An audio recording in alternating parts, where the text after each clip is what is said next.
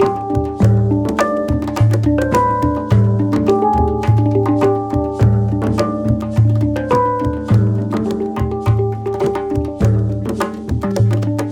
listening to Sex, Love, and Superpowers on the Super Power Up podcast, the show that lifts the voice of love from orgasms to superpowers and everything in between. Hello, everyone. Welcome to the Sex, Love, and Superpowers podcast show. I am your host, Tatiana Berindei, and I'm so excited to have with me today my dear friend, Miss Jennifer Cormier. We are going to be talking about how your wedding ceremony matters. This is a very important topic, very close to my heart, so I'm very happy to have Jen on to discuss it today. Let me tell you a little bit about her before we dive into this juicy topic. Reverend Jen Cormier is a ceremonial artist and ordained interfaith minister who offers support through life transitions, grief, and celebrations. Jen is committed to assisting engaged couples create out-of-the-box wedding ceremonies that are inclusive, heartfelt, and seriously funny. Jen enjoys co-creating highly custom, soulful wedding ceremonies for intellectual and creative couples. She brings years of practice in the visual, performing, and somatic healing arts, as well as 2 decades of study with a tapestry of spiritual teachers. This foundation allows her to skillfully weave the depth of ceremony with the lightness of beauty and joy. Coined a marriage midwife by one of her clients, Jen walks with couples over the 6 to 12 months leading up to their wedding, offering them a calm presence and deep support. She continues to hold space as needed post-wedding day and remains available for support through births, anniversaries, and all of life's other milestones, losses, and thresholds to come. Welcome to the show, Jen. Oh, thank you so much, Tatiana. I'm so honored to be here. Yeah, I'm excited you're finally here. Yeah. So, before we dive in, will you tell our listeners what your superpowers are? What my superpowers are? I spent a lot of time luxuriating in bed this morning. I just got back to Connecticut where it's cold and icy and snowy for the holidays. And my superpower, my first one I want to say is sleeping, actually. I'm an excellent sleeper, and I feel like that is very, very counterculture to say. Because I grew up in, puritanical New England, where it's like, you got to get it done, Mm-hmm. You're burning daylight, get up. Yeah, totally. It's like early bird catches the worm. Mm-hmm. And I went to college in the South. I lived in Charleston, South Carolina for 7 years, and I lived in Oregon. And whenever I'd come home for family gatherings, the family would say, my aunts and uncles would ask me 2 questions. It was, so how you doing? And it was like directly followed by, you keeping busy? It's like, Mm-hmm. you didn't even have time to answer how you were doing. And it was, Mm-hmm. Are you keeping busy? And the correct answer is yes. Right. You got to keep busy. So, counter to that, I've always been a sleeper. And my mom actually had to pull me out of early morning kindergarten to put me in afternoon kindergarten because she couldn't get me there to school. She couldn't get me out of bed. So I've always needed, a full 8.5 hours of sleep. And I really love those last dream cycles. I was going to say, knowing you, like, you're not just a sleeper, you're a dreamer. I'm a dreamer. Yeah. That's so it's my superpower is sleep because of the dreaming. So It's a dreaming superpower. And I've been, dream journaling for years and years and years. I've worked with 2 Jungian analysts, one-on-one therapeutic practice. And I love dreaming. So that's a superpower that I have is existing in the dream world. And I think there's some bear medicine there, hibernation. And then, I was thinking about what's another superpower. And I think it's the capacity to see the connection from above, sort of understanding the web of things and how things connect. So, yeah, understanding connections where others might not see how two things relate and connect, is a superpower that I have. And I want to say breathing. I'm going to keep it really basic: sleeping, breathing, all the basic human things that we do. But breath has been a real integral part of all my work that I've done over the years. Therapeutic Pilates and massage, and now with the dream dancing I'm doing. Any movement practice is always really coming from an authentic place, if it comes from a place of breathing first. So, yeah, those are a couple things I've got for you. Awesome. Yeah. I'm tempted to throw Xenia in the mix. You want to throw Xenia? So, my son is 4, and he says that he's funny because dad put a little funny in him. And I've had friends say, "Oh, you know what? Your mom put a little funny in there too." And you're referring to Xenia, my Russian alter ego, right? I think she deserves mention. Okay, so maybe I have dream. One of your listeners, she likes this Xenia on your podcast, and maybe I do wedding. Okay, the wedding is a wedding. You hire Reverend Xenia. She comes to your ceremony. She does ceremony as a Russian lady. It's very good. And we could do like a birch stick massage. We do like traditional Russian things for your wedding, I deeply apologize for any Russian that we have out there. Really sorry. My Russian friends, I think, would all be okay with that. But yeah. I do have a Russian sister, and I've been to Russia and have a lot of Russians that I love. So hopefully they won't be offended by that. I like it. It's my traditional blood lineage from Russia, so I like that. Okay, we're getting off track here. Getting serious here.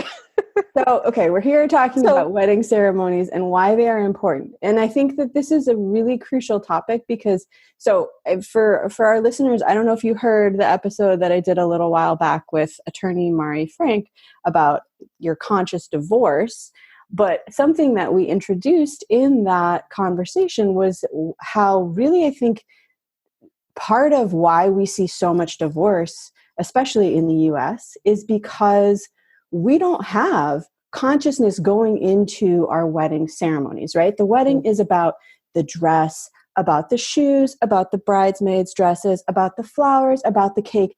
But what are you actually doing when you come together and join your life with another person? Like most people in commodified wedding culture are spending, 15 minutes on the actual joining together of two souls for the rest of your life, essentially. Like maybe, and this is why I wanted to have Jen on, like maybe let's talk about why spending a little bit more time on that would be a good thing. Yeah. Yeah, absolutely. Absolutely. I was just flipping through some wedding magazines, The Knot, and there's Domino has a weddings magazine now, and they're looking at different real couples, and they go through the photography, the colors, the gifts, and all the different things. And in the Knot magazine, out of I think it was 10, it was the California Knot magazine. It was 10 different real weddings, and it's just interesting to see how much energy goes into all of these bits of the party, right? And then the trend that's been happening lately is that folks are just having an uncle or a friend marry them, and they're not really putting much thought or time or money or energy into the actual ceremony. I was just reading one of the magazines here, and it was like, oh, the ceremony was short and sweet, held under a minimalist arch. And, they quote the couple, "We completely forgot to write our vows until the morning of our rehearsal, and we were so stressed out about it." It's like, yeah. Like, oops. Yeah, folks, we need to talk about this. This is a problem. If the vows are the last thing that you're focusing on, why are you getting married? Like, this is a really important question. We do have to go to a quick break. We're going to dive deeper into this question when we get back. Jen, before we go to break, will you tell our listeners where they can go to find out more about you and the amazing work that you're doing? Yeah, absolutely. So my website is www.weddingswithjen, and that's Jen with 2 N's, weddingswithjen.com. And you can hop onto the website to find out more about me. And then I also have a free gift for all of your listeners that they can find when they visit the website. That's a quiz. What wedding ceremony type are you? So if you're getting married or you know someone who's getting married and you want to know what wedding ceremony type are you, you can take my quiz, and it's been verified. It only takes 3 minutes by actual brides. So you can just very simple quiz. So, Awesome. Yeah. Well, that sounds like fun. So hop over to weddingswithjen.com. We are talking with Reverend Jen Cormier about your wedding ceremony matters. More when we get back. Stay tuned. Hello, everyone. This is Tonya Don Rekla, Executive Director of Superpower Experts, and we want to thank each of you for making Superpower Up the #1 podcast network for personal development and spiritual growth. Because people like you have the courage to say that mindfulness, healthy living, disrupting reality, the pursuit of consciousness, responsible entrepreneurship, and radical parenting matter.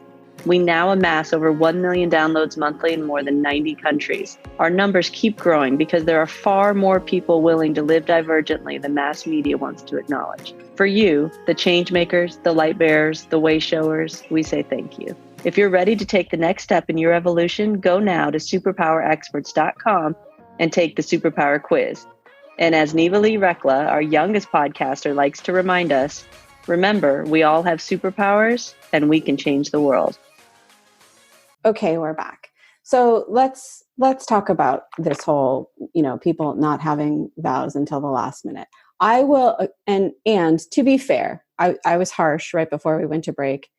We had an experience at our wedding. Like, weddings are stressful. They say if you can get through the wedding, chances are you're going to have a successful marriage, because there's a lot that goes, that happens and comes up in family and the whole thing, and Daniel and I definitely had an experience of him losing our vows in his back pocket right before. And so we had to rewrite them, and we were an hour late to our own wedding because they were in his back pocket the whole time.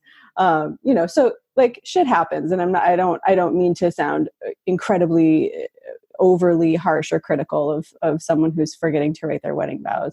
Right. However, we had written them before, and we had spent a tremendous amount of time crafting the intention around the ceremony. And most of our focus going into getting married was, why are we choosing to do this? And what elements are we calling in to support us? And who are we wanting to be there to witness this? Because we know that this, we're going to struggle down the line. And so being witnessed is important. So I don't want to get off on too much of a tangent, but I would love to maybe hear your explanation of why you see the importance and the value of that, and B, sort of like how you walk your clients through that process. Mm-hmm. Yeah. So, clients are finding me because they know, just you spoke of that importance of, hey, we want to put our intention into our wedding. We want it to be special. We know this is a big step in our lives, and marriage is a really big deal, right? So we want to put that energy into this, and folks now, there's only, I think, 19% of couples are getting married in a house of worship. So they're moving from getting married inside churches to doing it in a really unique and different way. And couples do that, that can range from, obviously going to a courthouse or eloping and tropical vacation, right? But the couples that are finding me are really the ones that want to include their families. they want to include their community in their wedding and to have them be part of the ceremony.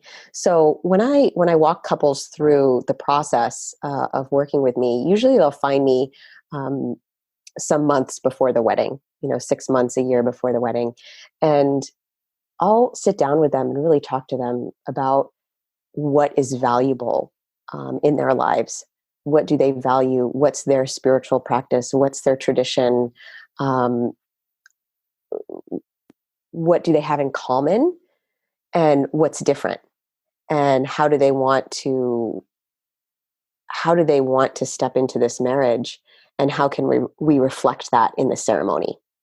So, the pinnacle of the wedding ceremony really is the vows, right?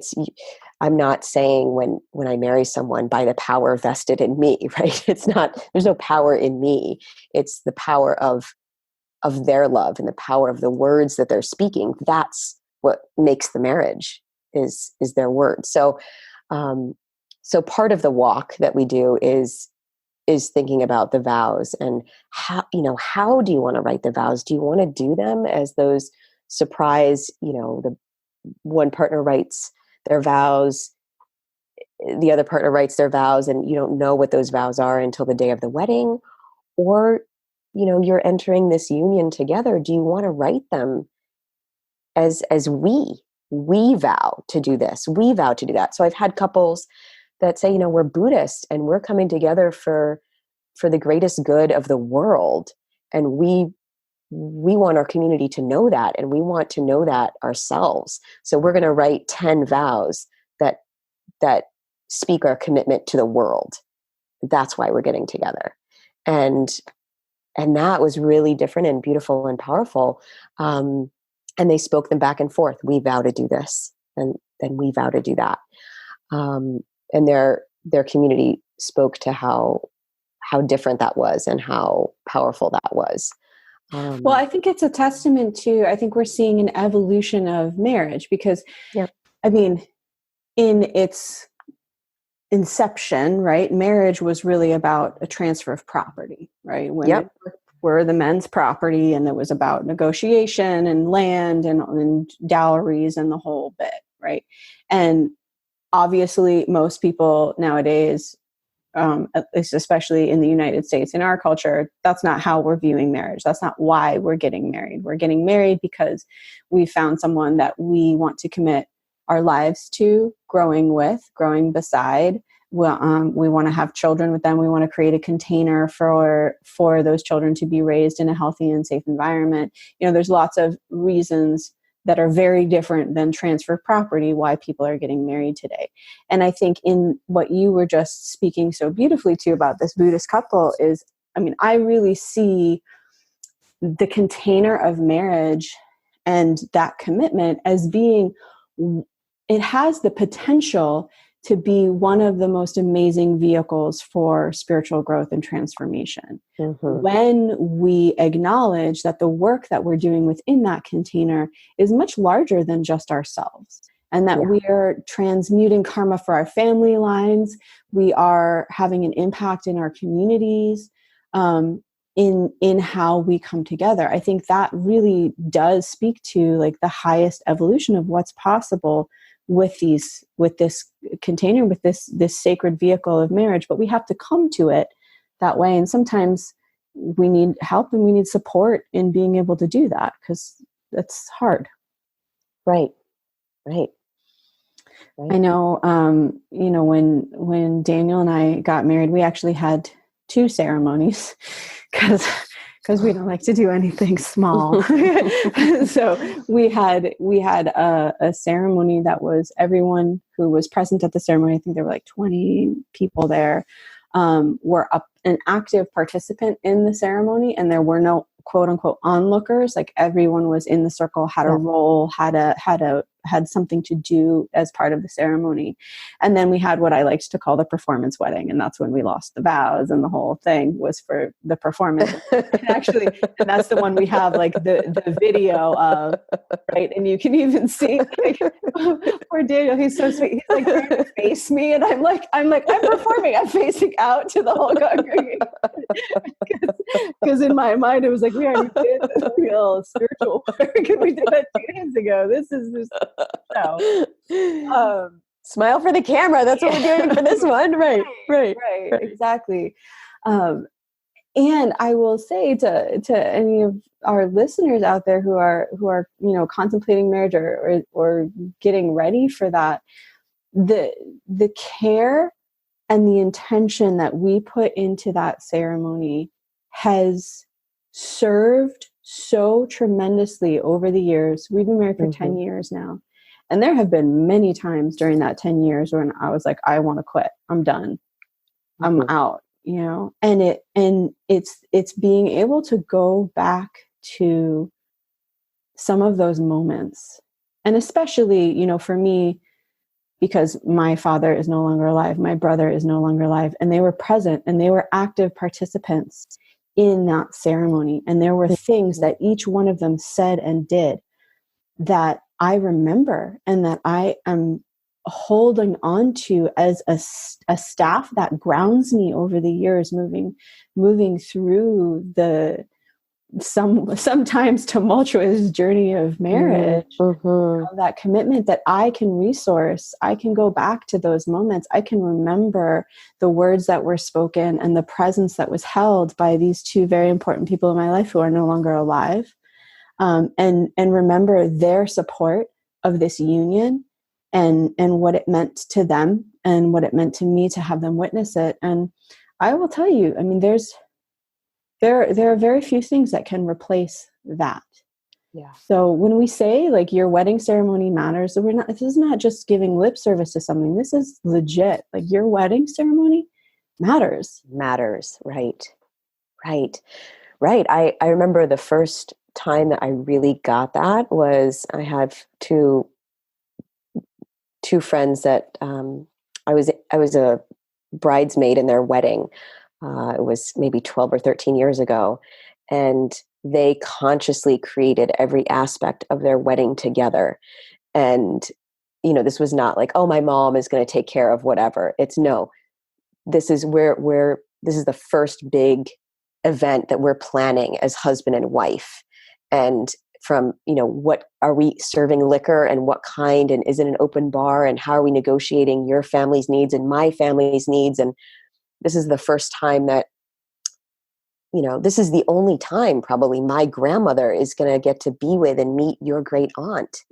They're never going to be together again. Like this is the joining of our families, because after this we'll go to upstate New York for Christmas, and then we'll go to, to Connecticut for New Year's, and, we'll go back and forth between our families, but we're really unifying our family. And they really made their intention to be about, this is a community family unification, and they built everything around that, all their decisions. And I think there's so much power in deciding as a couple, what is this wedding about?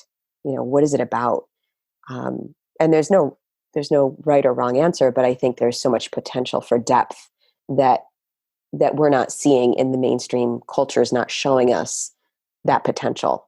It's showing us the vast, display, the color palette of, holographic details, and you can do hanging florals and unexpected neon lights and celestial, bold colors, minimalist stationery, like there's that we get distracted with. It's like social media, you get a bing, bing, bing. Right. How Instagrammable is your wedding going to be? Exactly. And it's, and your wedding can also be Instagrammable and deep. It can be deep and Instagrammable, right? But I think I think about the days that I'm really productive and I do deep work in my business versus the days where I get distracted and I'm like pulling up my email and pulling up my Instagram and looking at the Facebook groups and checking out the marketplace.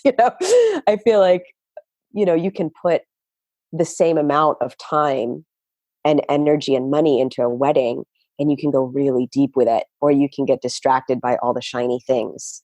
Yeah. Well, it's know. like, we talk about this a lot at SP, is the inside out game. Right. Like, what's the origin point for this decision? And I think that's a really important question to ask yourself if you are getting ready to marry somebody, right? Why? What is the origin point of that decision for you? Is it because your mom's been pressing you for grandkids and because you just think that that's the right thing to do because everyone else around you is getting married and you're feeling left out? And so like, okay, I guess we should. That's going to lead to divorce, right? The chances of that leading to divorce are pretty freaking high. Right. All right. Or is it because you have a deep love inside your heart for this person and you want to claim a unification with that person and you want to claim a path together that is not always going to be shiny and roses and Instagrammable, right? There's going to be dirty dishes and dirty diapers and fights and things that are hard. And yet you know that this person is someone you want beside you in that sometimes very tumultuous, sometimes very beautiful and orgasmically amazing journey that we call life. And that to me is that's the inside out decision. And if B is your truth, then how can you craft your day around that truth? Yeah. How can you craft this day that you're never going to have again? You only get to do this once. Although we had like a 10-year, thing, but there wasn't a big thing. It wasn't a big party. And what Jen was speaking to is absolutely right. Like your families get to come together and your friends. That was one thing that Daniel and I, we didn't even think about. We were like, oh my God, right. Like, of course our friends are going to fall in love with each other. But somehow it never even crossed our minds that we had these disparate friends groups that didn't know each other, right? That we're all going to come together. And because of the way we did it, because we had 2 ceremonies and because, we had like people camping out in his parents' backyard because it's amazing and let us do that, it was like, yeah. And then we were, camping out at the place. Like we had these incredible experiences and everyone there was like, oh my God, will you guys get married again next year? Like this was so cool. Yeah. But I'm sitting here looking at this collage of photos that I made from our wedding actually right now. There's a joy there. It only happens once. And so what do you want to remember? Do you want to remember that you looked so cute in that dress once? Or do you want to remember like the essence of the spirit of the love that brought you to that decision in the first place? Yeah, absolutely. Absolutely. And, on that note, on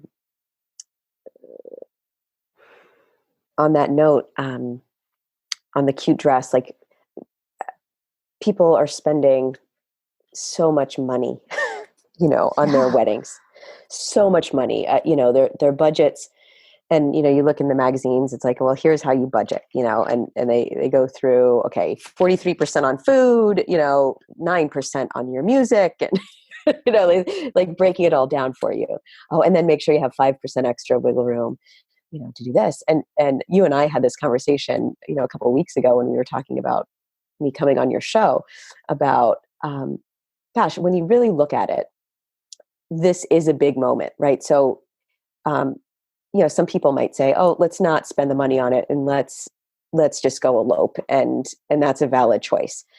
But if you are really, okay, let's really bring our families together, bring our friends together, let's do something big. When you look at the breakdown of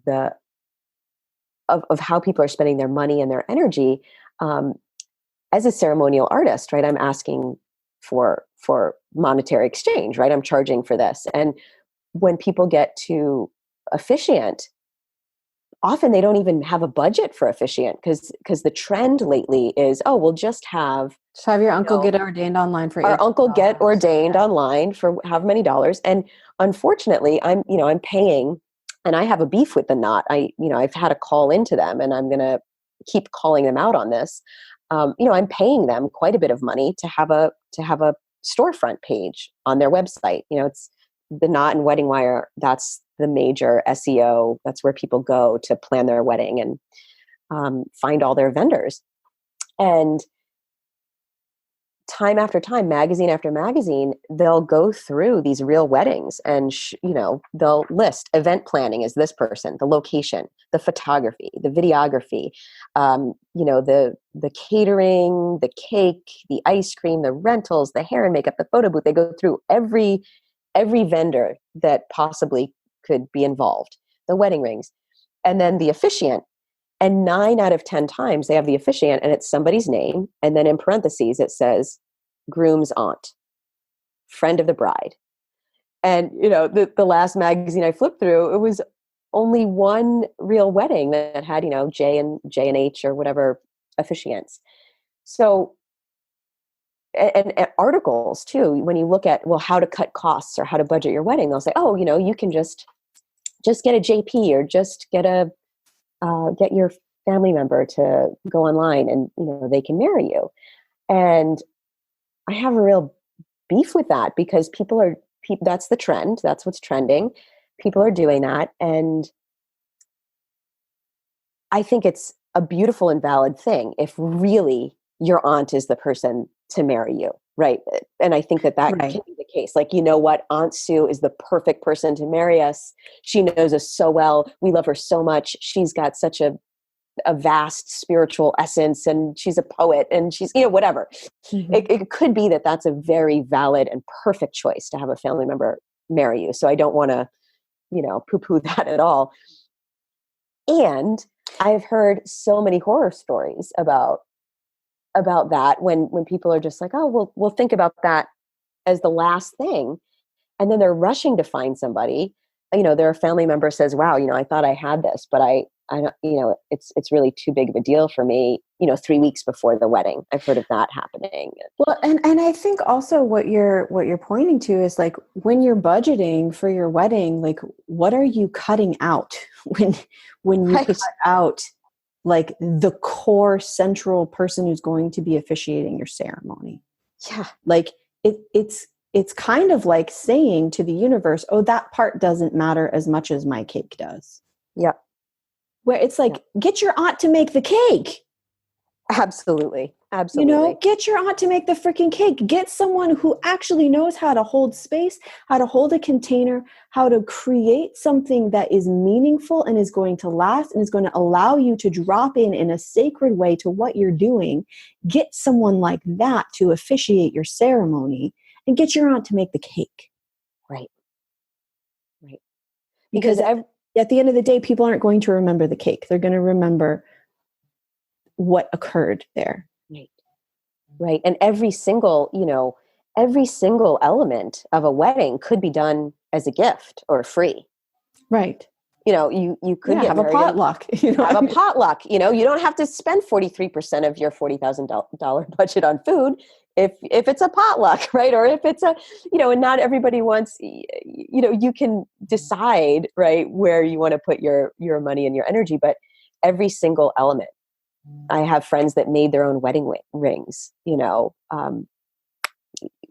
so it's just, it's good to just go in there and think about, wow, there are some choices I can make here. Yeah. And like, I get it. I mean, the choices are overwhelming, and they're even more overwhelming now than they were when I got married 10 years ago, because social media was not a thing when I got married. It was a thing, but not like it is now, Right. I don't think Instagram even existed 10 years ago. And so it's, like, things have definitely changed. But I really, if we walk away, if our listeners walk away with nothing else from this conversation, it is to really, really ask yourself, why are you doing this? What is the most important part about coming together with this other person for you? And put your money there. Right? Because actions speak far louder than words. And what you're going to remember and the energy that's going to ripple out from it and what's going to last is where you put your focus on that day. Right. And, I think that we could speak a moment to that. You threw in someone that can hold a container, for the sacred space. And I think many of your listeners will know what you're talking about because you have a particular. And some might have no clue. Some might have no clue. What the heck is she talking about? Hold a container, right? So in a very simple sense, you can think about, like on a really base level, public speaking, for example, right? Holding the container of, a teacher at the front of a room full of children, or a public speaker, in a TED Talk or something, right? It's holding the energy beyond yourself to create a space where everyone can be one, right?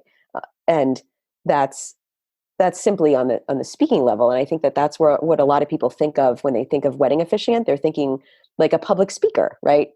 I'm going to hire someone to come and read the ceremony. And that's usually what they're hiring. They're hiring someone to just show up that day. They're hiring for, so why would that I spend hour money on that? Why would I spend, right? Off a paper. You can spend $375 or $550 or whatever, and you hire someone and they have to block that day, in 2020. They can't go on vacation. They can't do something that weekend. They've got to show up at 4:00, at the vineyard for your wedding. So you're paying them for that, and you're paying them, for their experience and to add your vows in and your names and to hold a presence and to read that ceremony. Their most officiants are readers, right? And they hold Right. that space like a public speaker does, and that's really important. And for some people, that's all they feel like they need. We'll just get a justice of the peace, and they'll read the ceremony, and that's what we want. And then when we talk kind of on the next level about a spiritual container, it's about what else are you calling in? Is it just about the couple? Is it about the couple and the family and the community? Are you honoring the ancestors of the land there, the ancestors of both partners' families? Is there a larger spiritual container that you're holding, and can you call that in? Right. And that takes skill, and that takes presence, and that takes practice. And there are people in the world who know how to do that really well. And there are people in the world who would have no clue about the first thing about how to go about doing something like that. And I think this is really where I want to honor, your skill and the time and study that you've put into things of a spiritual nature and of crafting beauty and the power of beauty to transform and to create containers, right? And how to even have awareness and presence of the fact that there are multiple dimensions coexisting, and that Right. we're going to call that in. We're going to presence that, and we're going to name that, and we're going to make that a part of this ceremony. The richness and the depth that's available when you have someone who has that skill, who's able to do that, is so much greater than what you can do without that, or without. I mean, and I'm not going to say that you can't do that without that. If you are a person who has studied that and has those skills and has the awareness and the understanding of how to do that, absolutely, you can craft a ceremony for yourselves that contain those elements. And day of, there's a lot that you are going to be thinking about and navigating. I mean, the amount of energy that is going to be running through you, the nervousness, all the things that you're trying to coordinate to try to do that on your own is foolish, because you're going to get overwhelmed.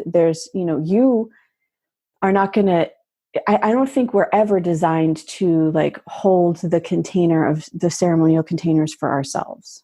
Right. I mean, I'm thinking about this as I'm getting ready. Like, I kind of want to have another blessing way for this baby, but I'm like, well, I don't want to facilitate my own blessing way. Like that's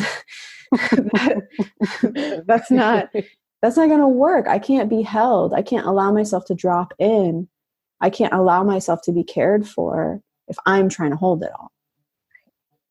Right. And so having someone like Jen, like there are people who do this work who have studied and who have a greater understanding and a capacity to hold space for the beauty that you're creating on that day, that is remarkable and that is valuable and worth putting your money towards.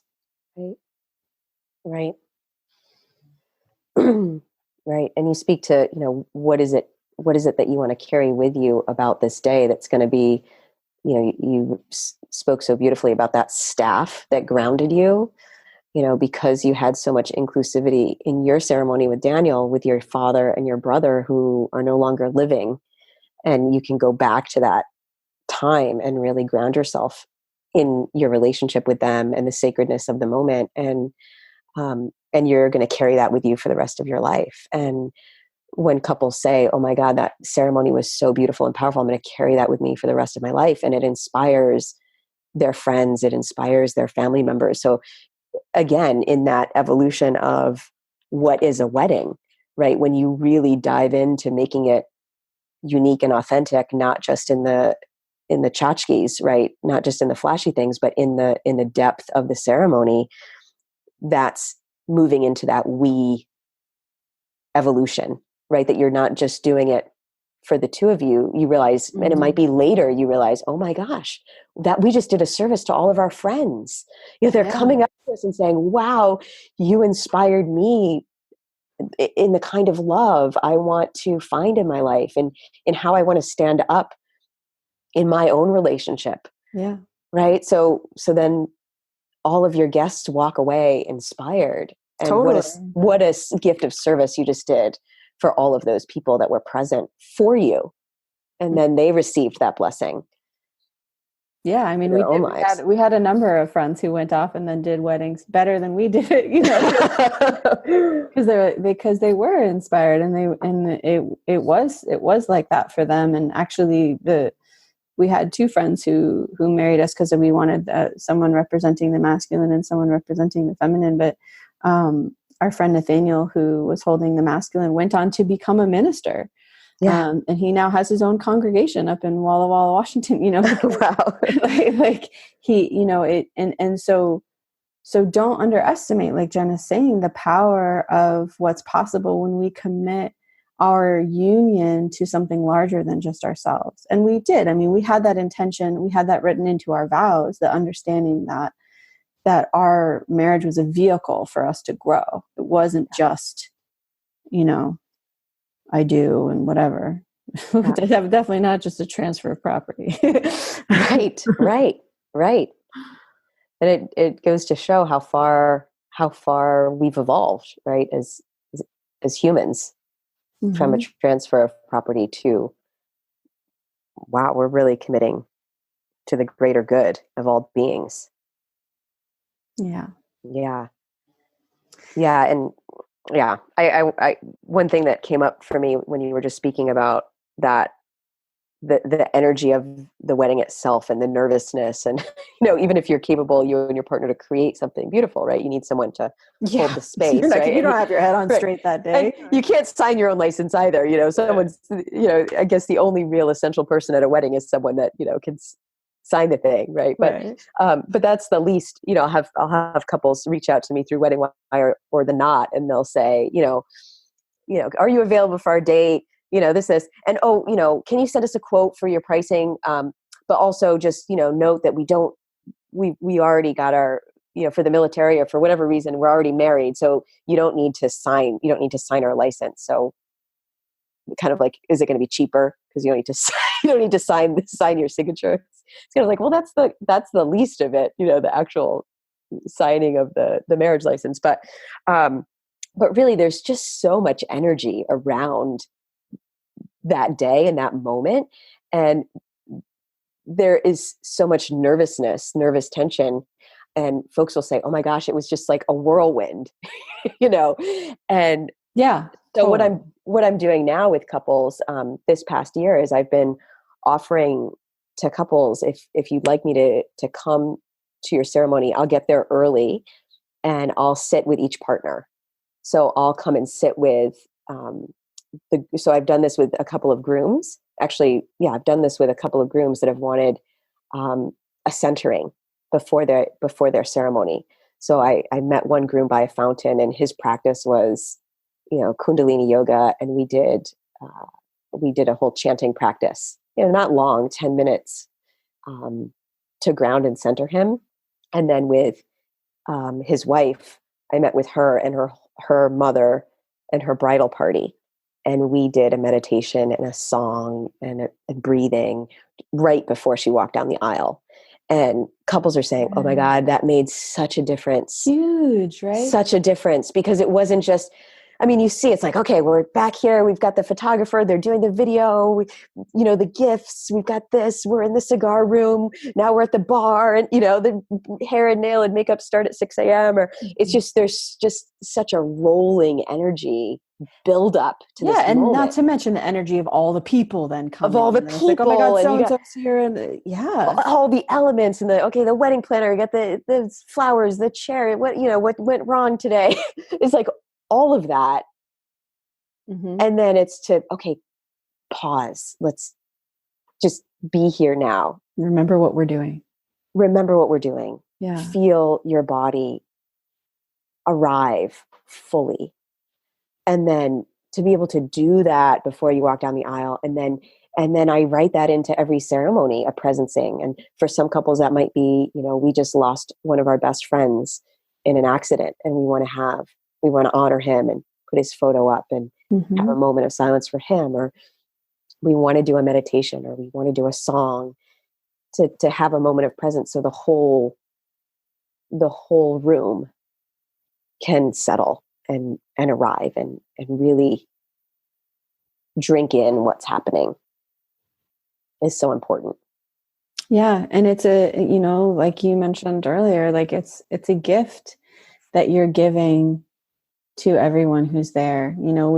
They talk about like leaving a little something at the plate that everyone can take home with them, or it's like, what really are people going to be taking home with them is the depth of the experience. And so you really want to throw a party for your guests. You really want to give them something, give them a depth of experience that they will never forget, and that could potentially change them for the rest of their lives. That's what's possible here. Mm-hmm.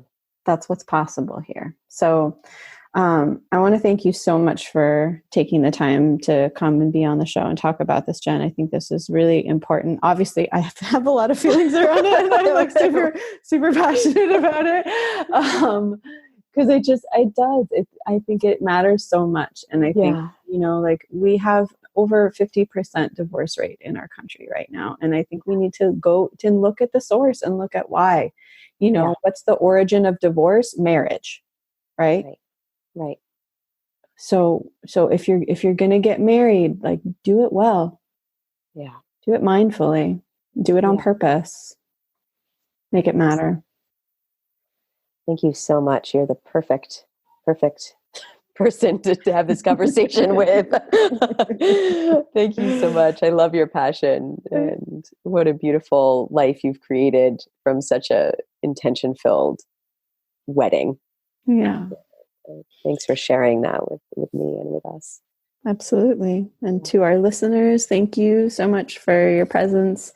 We wouldn't be what we are without you. So make sure you tell your friends about us, share any episodes that have been meaningful for you on social media. If this is close to your heart, please share it with your friends and in your community. You can find us on Facebook at the Superpowers Are Real group. You can go to superpowerexperts.com and see all the different fun ways that you can play with us over there. We love you so much, and we would love to be more engaged with you. So reach out, be in touch. Let us know what you're loving, what you're wanting more of. And until next time, go out and love yourself so that you can love the world more deeply. Many blessings. Are you ready to discover your superpowers? Go now to superpowerexperts.com and take the superpower quiz today.